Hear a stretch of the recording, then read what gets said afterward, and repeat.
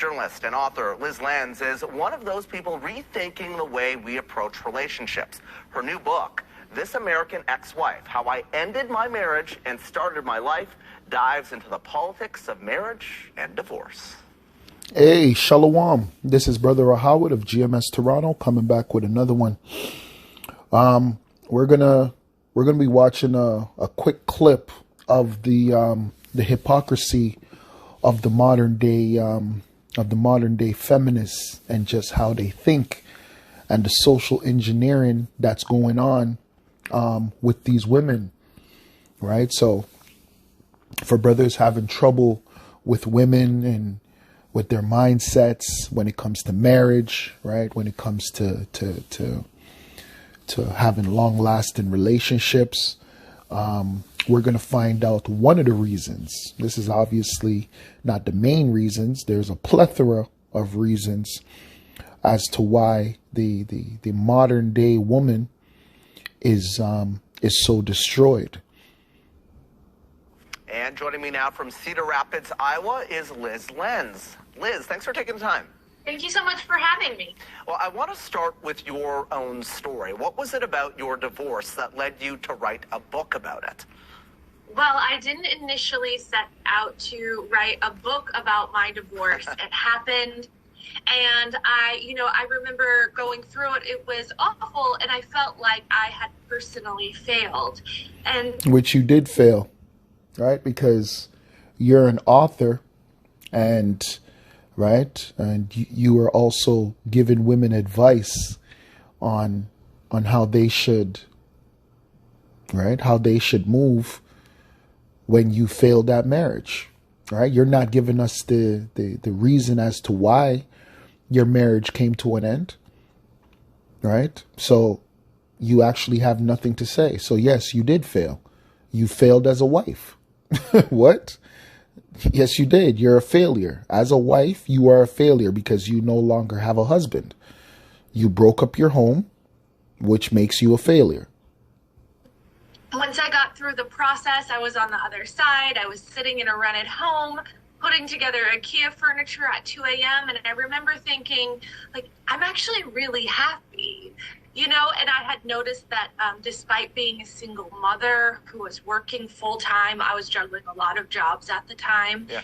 And so what were you happy with? Because like she just said, despite being a single mother, so where did the happiness coming from? Sitting down at 2 o'clock or 3 o'clock in the morning, like she said, because she's a damn witch. This is a witch, by the way. Right? Liz Lenz. Like, what? What type of contrived name is that? Liz Lenz. Right?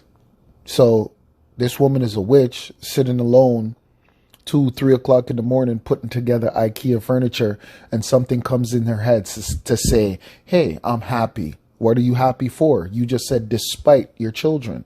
So are you happy because of your kids? Are you happy because of the divorce? You're happy because you're putting together IKEA furniture? Are you happy because what? I remember thinking wait, my workload is lighter, my house is cleaner, I feel a lot happier. And I started doing some investigation. I'm a journalist by trade. And so I started learning facts that. How does one's workload get lighter after a divorce? How is that even possible? So did you have to do the yard work? Was it you that did the yard work? Was it you that paid the bills? When you were in your marriage, you're not telling us, did you do the yard work? Right? You're taking care of the kids. Did you take out the garbage? Right? Did you fix things around the home? Did you go and get the car serviced? What did you do? If you marry a man, he adds 7 hours of domestic labor to a woman's life. I learned that single mothers tend to have, even if they have sole custody of their children, tend to have more leisure time, more time for activities and hobbies. And I was floored by what I was seeing. And then the shutdowns of 2020 happened, and I saw so many women who thought they had egalitarian marriages kind of carrying the burden of homeschool, work, and domestic labor. And that's when I decided that this was a book. I really wanted to talk about the weight of domestic labor, how it's breaking an entire generation of women, and how... Do you hear what she just said? The weight of domestic labor.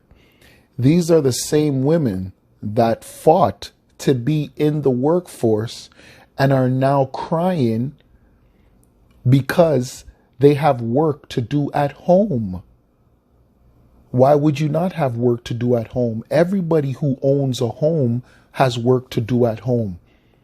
Single men, single women, women who are in relationships, married couples, everyone has work to do. If you own a home, you know that you have to clean. Those are just called responsibilities. It doesn't just fall on one gender. But yes, there is a thing known as gender roles. Gender roles is a very serious thing. Why? Because certain genders get fulfillment from doing something. Women get fulfillment from giving birth. Well, they're supposed to. Women who are in their right mind. That's the problem. A lot of you women are bugged out of your minds. A lot of you women, you're excessive drinkers. You drink wine. You excess when it comes to porn, right? You like to put, in this society, they push that ideology that men, all they think about is sex, when mainly it's you women, right? A lot of you women are addicted to porn. Okay. A lot of you women, you're weed smokers, right? You have, these different weed shops all throughout the world where weed is legal. And you women frequent those weed shops a lot more than men.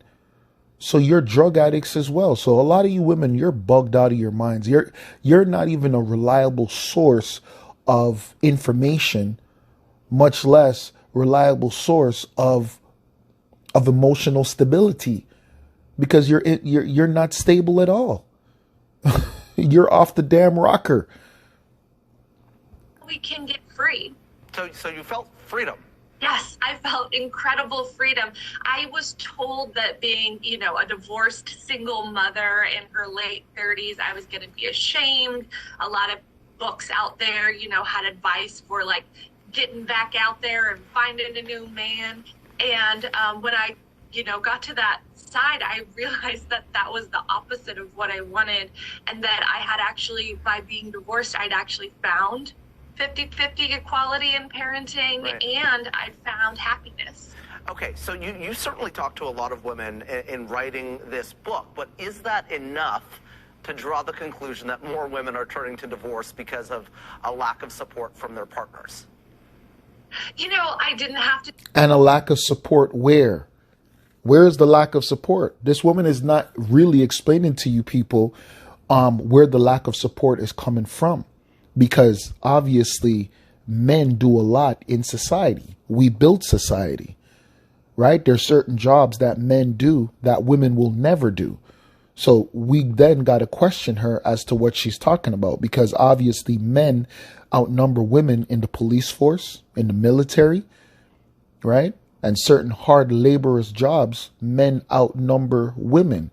So when it comes to her household, she has to talk about more of what she's talking about when it comes to her and how she came to the conclusion of being happier. This is Isaiah 3 verse 12. As for my people, children are their oppressors and women rule over them. Right? So the only thing that these modern day women are trying to do is just gain power over the minds of you men, because they know they can't rule us physically. So they're trying to gain rulership over us mentally, right? And a lot of you men are subservient to these women mentally through their ideologies that they have embraced. Just like Eve. Eve embraced an ideology, pushed that ideology upon Adam, and he then followed her, which made him a woman worshiper. And a lot of you men have become woman worshippers by following after the ideology of your woman. with them telling you, my life is so hard. I have to do this and I have to do that. These are the same women that run from housework, right? To go and find a job, to go and clean an old person's ass, clean up after old people's shit, piss, vomit, but then come home and complain about housework after cleaning up after a man. That's how sick and demonic this society is. This is a society where these women, they'll go to their jobs and their jobs will be utterly disgusting. The things that they have to do. Maybe they have to clean toilets. Some of them have to go to other people's homes and clean other people's homes. But then will come home and complain about domestic load and act as if men are oppressors. Come on now. To just talk to women, I got to rely on just years and years of statistical research that's showing that like women are carrying the burden of their domestic lives. Even if women are out earning their husbands, even if women are the breadwinners in their families, they're still doing more domestic labor. And there's other research out there that I relied on, like the sociologist Jessica Calarco, who's out of Wisconsin. Of course you relied on another woman. Of course, because you guys are pushing a narrative. Right? Because you guys are saying that women domestically carry the load between the two genders, which that's something that you want to switch. But you're not talking about if you women are going to carry the workload in general in the real world. In the real world. Are you women going to then become the police officers? Are you women going to then become the people that are in the army at mass? So then you guys are going to be the ones to go and fight wars. You guys are going to be the ones to dig ditches. You guys are going to be the ones that are going to build buildings and go into sewers. Come on. This is the sick, demonic mentality of this sick, perverted society that we live in, that we even have to talk about these things. And the reason why we have to talk about these things is because it's affecting us, right? This is a level of witchcraft that is, what's the word? Oh my gosh, they use it in journalism.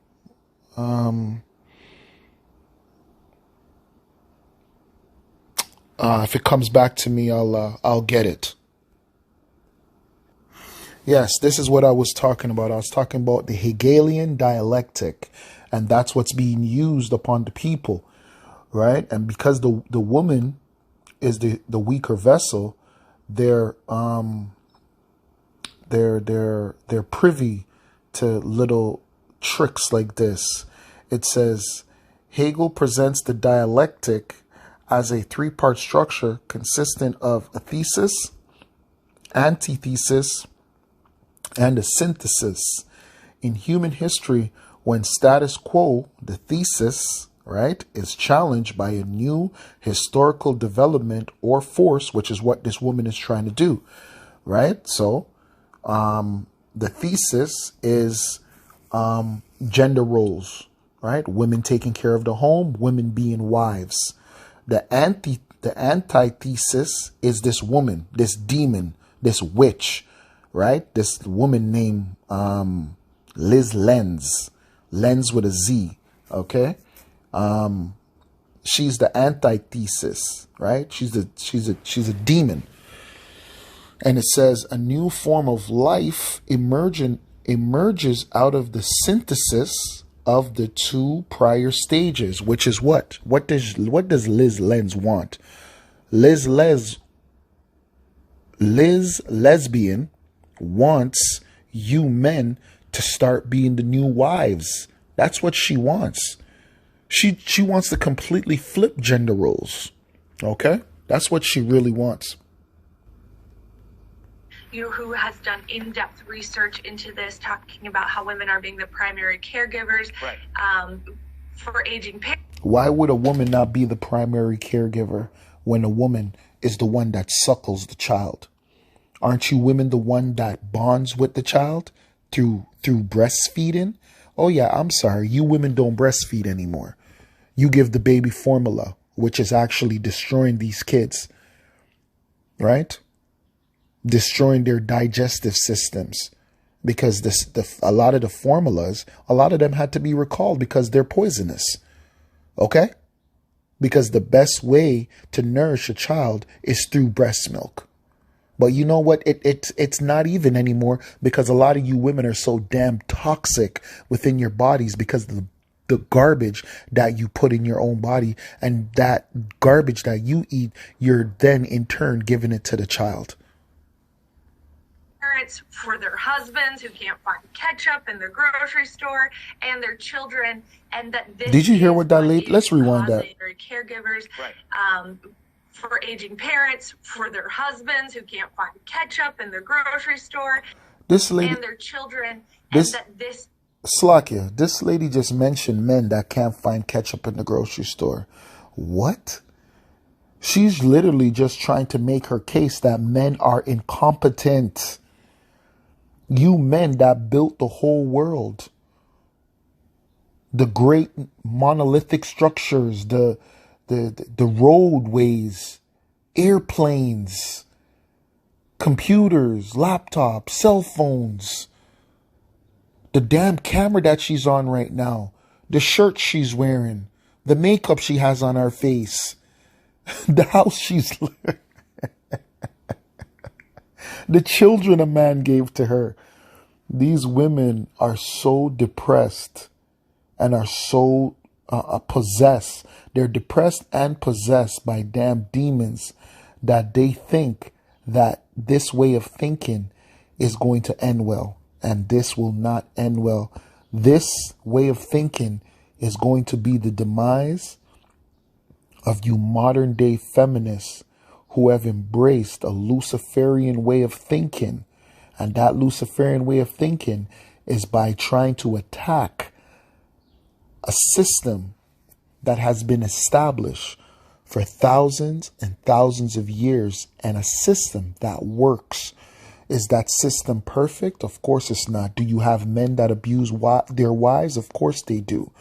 Do you have mothers that abuse their children? Of course you do. So is the system of being a mother perfect? No. So the system of being a husband is not perfect, right? There's no such thing. There's going to be different troubles that women and men face, okay? But it's where you get the fulfillment. Men get fulfillment by going out, being the breadwinner, and providing for their families. You women don't get fulfillment from going out and being the breadwinner and providing for your families. You don't. You know why you don't? Because you have this thing that's ingrained in you that's known as hypergamy. Right? So the higher you go, the more that you're going to look down upon men. Men are the one that get the fulfillment. A man is the one that can build a woman up even if she's at her lowest. When a man is at his lowest, you women don't really take to him or take to them. But do you know where you women get fulfillment from? The most fulfillment that you'll ever get? A deep fulfillment, a spiritual fulfillment, an emotional fulfillment? From being a mother and from being a wife. That's where you get fulfillment. Is what is causing women to just break and say, I don't want to do it anymore. And we can look at statistics that No, that's not what's causing women to break. What's causing women to break is their ideologies that they've embraced. You women have embraced feminism, and feminism is stressing you out. Feminism is confusing you. And feminism is creating women against women, because there's a lot of women out there that say, hey, I don't want to live like this. I want to stay home and raise my children. And then you super feminists that are pushing the agenda are going against your own gender as well. So you're busy fighting against your own gender while at the same time trying to fight against men, which will never work. Which will never work. You could never win. Because at the end of the day, men, we have the power. And if we want to use force, right? If we want to use brutal force upon you women and conquer you women in that way, we could do that, right? We could do that. Mainly what this is, you women are what is known as an annoyance. You're like children. You're just annoying little children. And you know whose fault that is? This is the white man's fault. This is you Caucasians' fault. You know why? Because you so-called white men, you're in rulership, right? You're biblical Edomites and you're the devil, and all you're causing in this world is confusion, right? You're causing confusion in the homes.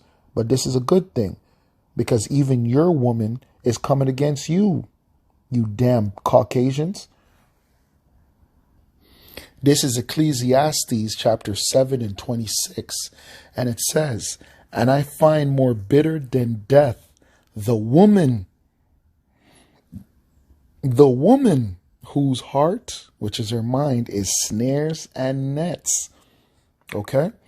But why is it written as I find more bitter than death? This is a woman who's out of order. This is not about women in general, right? As a gender. This is women who are out of order. Women that are not being controlled. Women that are not regulated. Women that are not watched over. Women that are broken. Women that are defiled. Right? And I find more bitter than death the woman.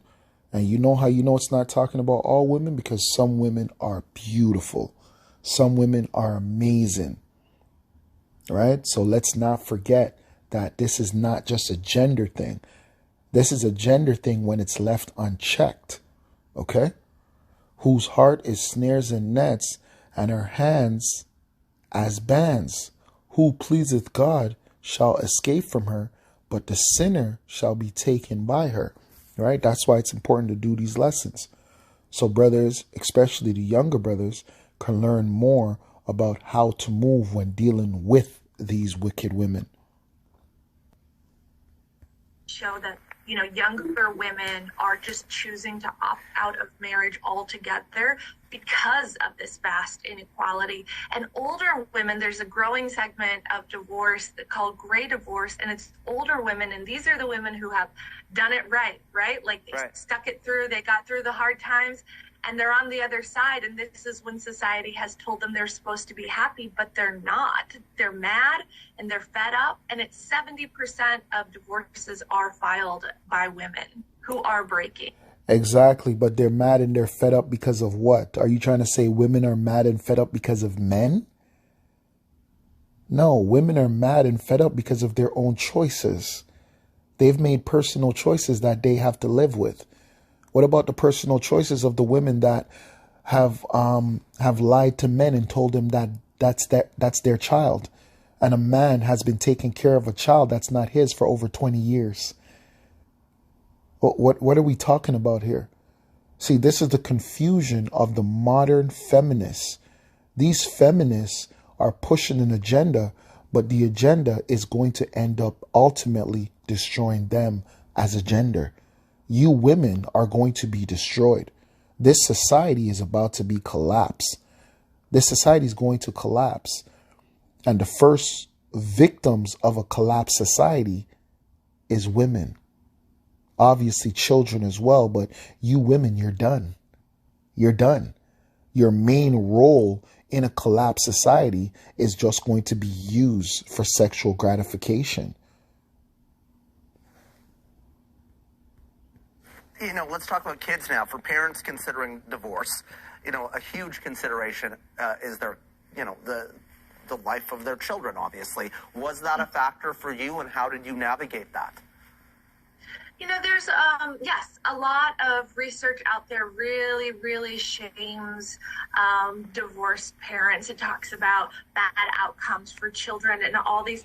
How is that shaming? You have to listen to what people say. She wrote her book based off of quote unquote research. Now there's research out there that talks about divorced parents and breaking up homes. And now she's calling that shaming. What?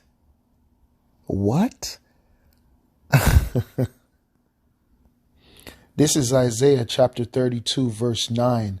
And it says, "Rise up, ye women that are at ease." And in this modern day society, in this Western world, with this Western mindset, there has never been women in the history of mankind that have been more at ease than you Western women, and you still complain. You still complain. You still nitpick. And that's why you men have to stop trying to give women everything. Stop trying to give women a perfect life. There's no such thing. These women have to find that perfect life within themselves. They have to find emotional stability within themselves. The only thing you could do is give that woman a purpose, just like when she goes to her job, right? She gets purpose from her job, even though one of the purpose of her job is to basically rule over men, which is why she goes so hard anyway, right? But you, in this society, there's nothing we can actually do as men, because these women have already chosen their side. And the side that they have chosen is feminism. And they have chose feminism to say that I'm better than a man and I can do whatever a man can do. Well, we're going to find out very, very soon. So it says, "Rise up, ye women that are at ease. Hear my voice, you careless daughters, and believe you me, you women are careless." And you're going to get caught with your panties down. And then you're going to remember, oh, shoot, I'm not a man. I'm a woman. I have a vagina. Right? Like in this society now, a lot of the women are starting to embrace this saying where they're just like, I'm just a girl. I'm just a girl.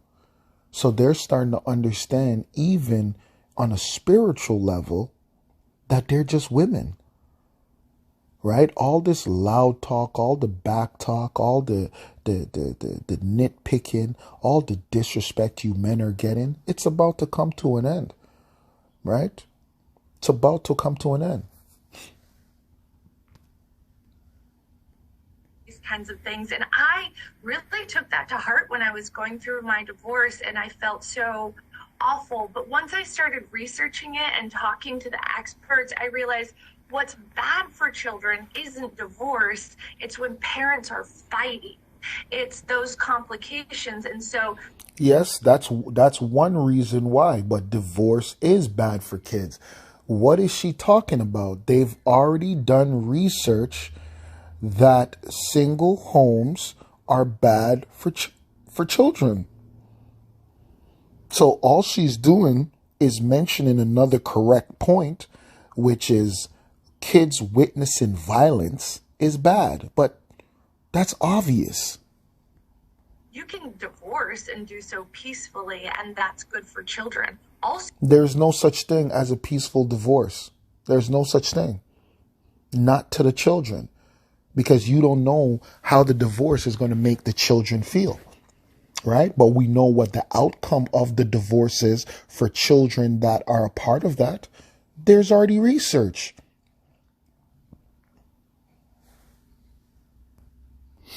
This is just something quick. Obviously, I'm not going in depth. Many studies found that children of divorced families experience lower levels of well-being regardless of scholastic achievement, conduct, psychological development, self-esteem, social competence, and relationships with other children. so what's bad for children is staying in a home where there is still a lot of fighting and they never get to experience peace. And then, I learned that there's also other data that shows, when children, it's not really divorce that's bad for children, it's just poverty. So when we... That now you're going into something else. See, this woman is bugged out of her mind. This conversation is about divorce. This woman just went into poverty. We know poverty is bad on children. What the? This is what it's like having a conversation with a woman. We know this. So we have to really have a conversation about violence in a home if it's bad for children.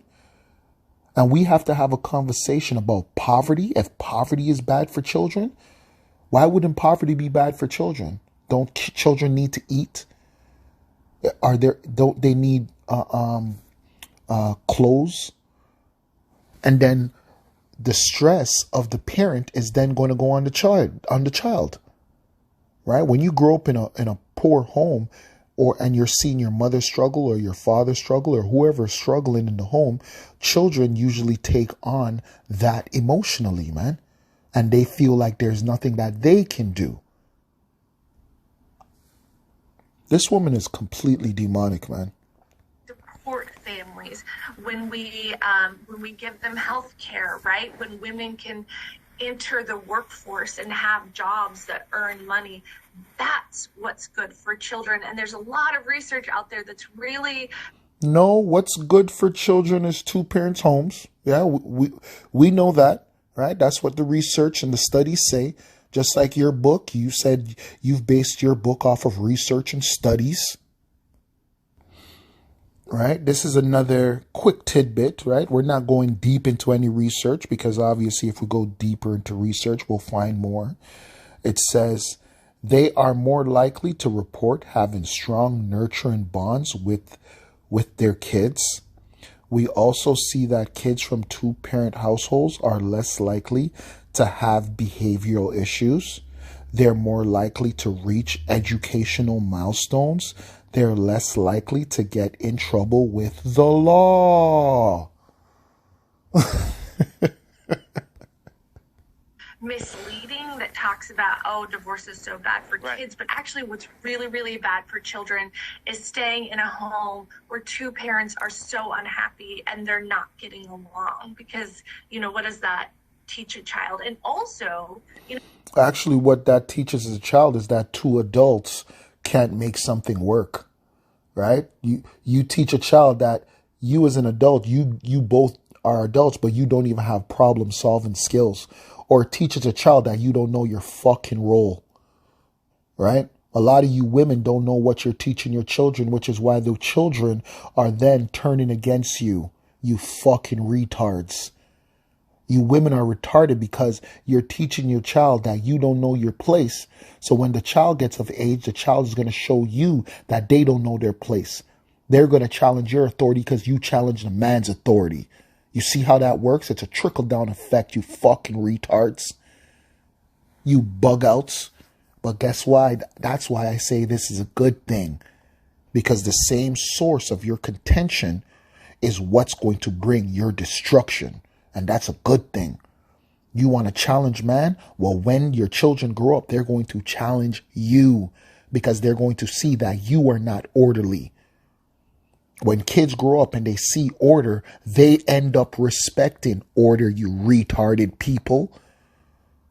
You give yourself an air of superiority.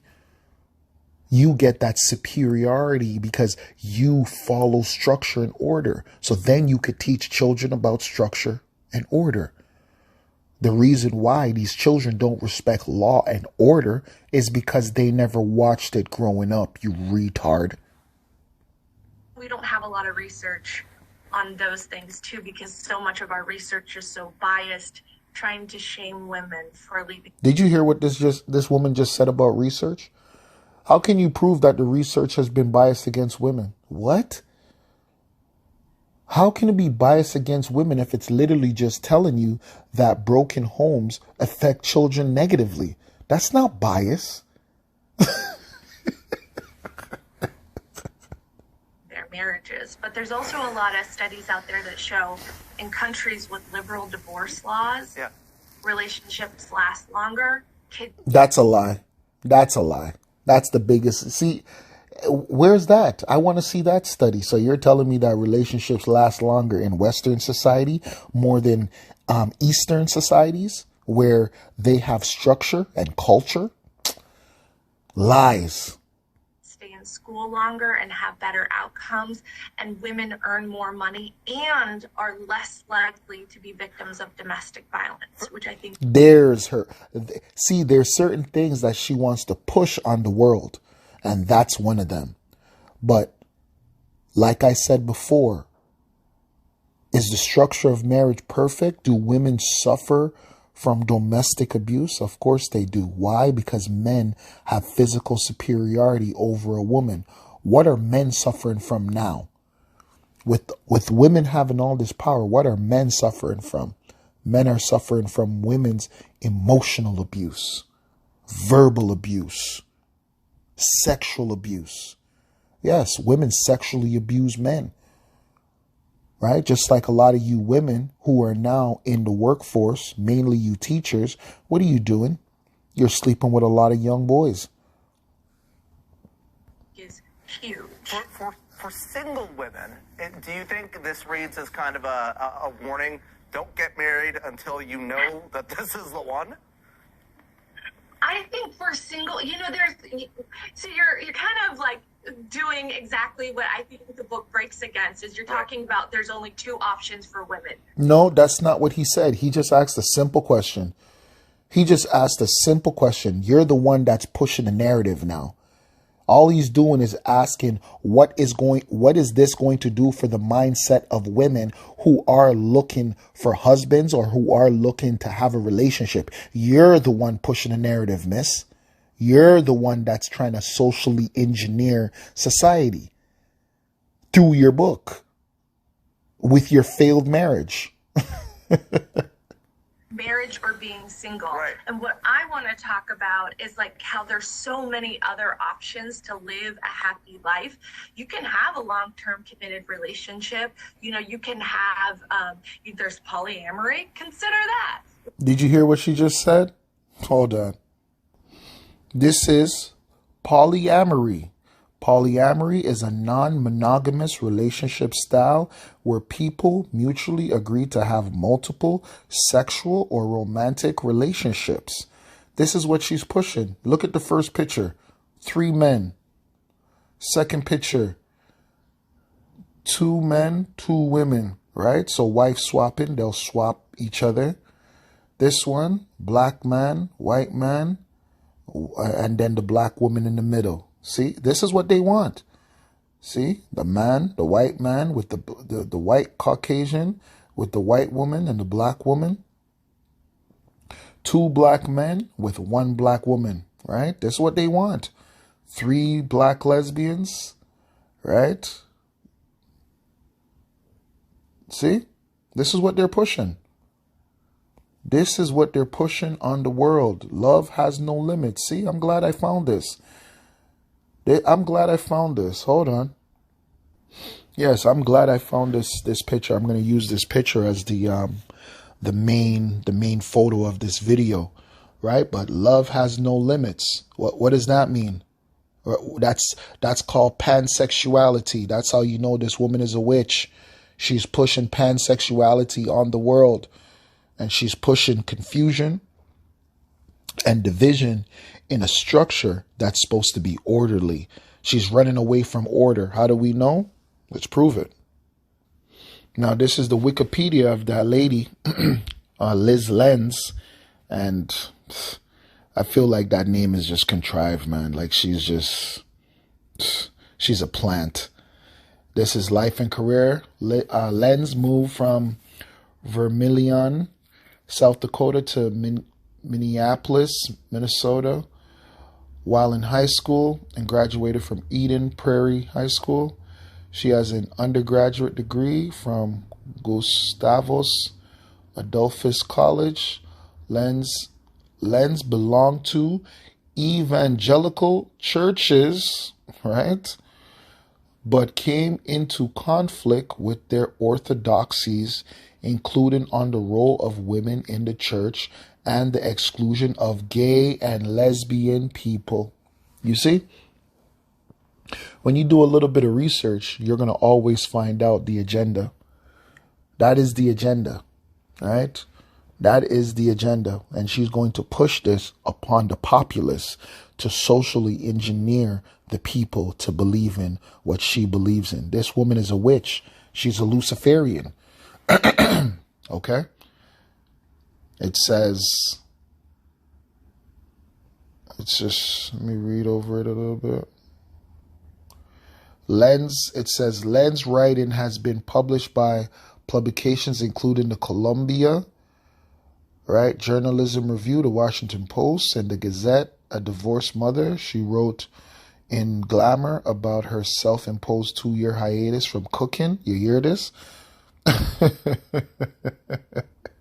In September 2019, Lenz was a moderator for an LGBT discussion with the U.S. presidential candidates Joe Biden and Kamala Harris. Wow. So who is this lady? This lady is somebody, man. She's a somebody, and they're pushing her for a specific reason.